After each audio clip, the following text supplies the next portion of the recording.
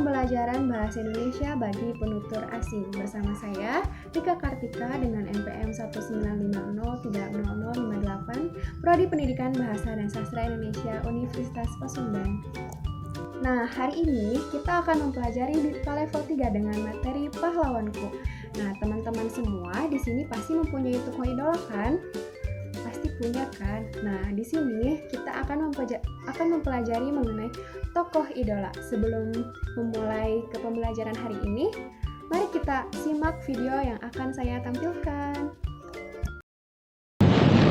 Pidato yang saya siapkan adalah agak panjang,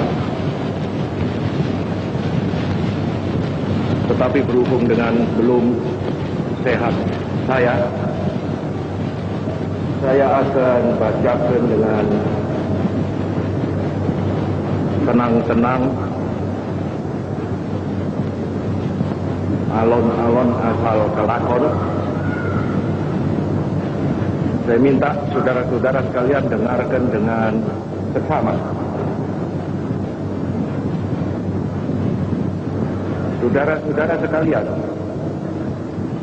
sebagaimana biasa, maka pada tiap-tiap hari 17 Agustus saya berdiri di hadapan saudara-saudara sekalian. Ini kali di Stadion Utama Gelora Bung Karno. Sedang dahulu selalu di muka Istana Merdeka. Tetapi sekarang ini, seperti sekarang ini, pada hari ini, di Stadion Utama ini, saya berbicara langsung kepada rakyat seluruh Indonesia.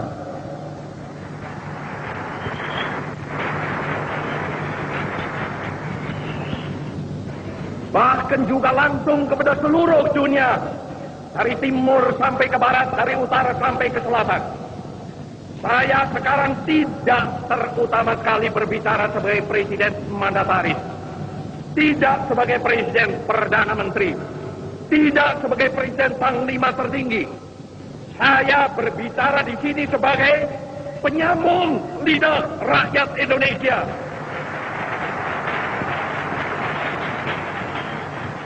Saya berbicara di sini sebagai presiden. Nah, bagaimana videonya? Bisa saya simpulkan ya bahwa pada video tersebut berisikan pidato dari Presiden pertama Republik Indonesia, yaitu Bapak Insinyur Soekarno. Beliau adalah merupakan salah satu pahlawan Indonesia yang sangat berjasa dalam kemerdekaan negara Indonesia. Nah, berikut ada biografi dari Bapak Insinyur Soekarno-Hatta. Semuanya pada penasaran kan? Mari kita simak. Insinyur Soekarno adalah Presiden pertama Republik Indonesia, sekaligus tokoh proklamator negara Indonesia. Soekarno akrab dipanggil dengan julukan Bung Karno, karena Bung Karno juga dikenal sebagai putra Sang Fajar yang lahir pada saat fajar. Bung Karno lahir di Surabaya pada 6 Juni 1901 dan meninggal di Jakarta pada 21 Juni 1970. Bung Karno hanya sebentar tinggal dengan kedua orang tuanya di Blitar. Kemudian beliau pindah ke Surabaya untuk menamatkan sekolah dasarnya. Selama di Surabaya, Bung Karno tinggal di kediaman Haji Umar Said Cokro Aminoto. Setelah tamat, Bung Karno melanjutkan pendidikannya di HBS atau Hoger Burger School dan lulus pada tahun 1920. Soekarno melanjutkan pendidikannya di THS atau Tatians Hogeschool di Bandung. THS ini merupakan cikal bakal Institut Teknologi Bandung. Soekarno lulus pada 25 Mei 1926 dan mendapat gelar insinyur.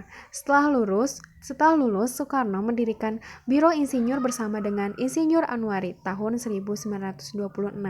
Selama di Bandung, Bung Karno aktif dalam banyak organisasi. Beliau juga mendirikan Partai Nasional Indonesia pada 4 Juli 1927. Bung Karno memiliki 3 orang istri selama hidupnya. Dari ketiga istrinya, Soekarno dikarunia 8 orang anak. Istri pertama yaitu ada Fatmawati. Melahirkan anak yang bernama Guntur, Megawati, Rahmawati, Sukmawati, dan Guru. Taufan dan Bayu adalah putra Soekarno dari Hartini, serta Ratna Sari Dewi, istri Soekarno yang berdarah Jepang, memiliki anak bernama Kartika. Bung Karno menyerahkan jabatannya sebagai Presiden Indonesia setelah terjadi gejolak politik. Gejolak ini disebabkan oleh pemberontakan G30 SPKI yang menewaskan banyak perwira Tentara Negara Indonesia.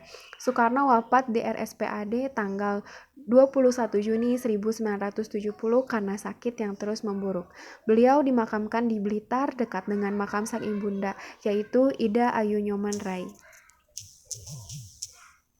Bagaimana? Menarik bukan mempelajari mengenai pahlawan Indonesia? Semoga ilmu yang didapatkan dapat bermanfaat dan sampai jumpa pada pertemuan selanjutnya. Sampai jumpa semuanya. Terima kasih.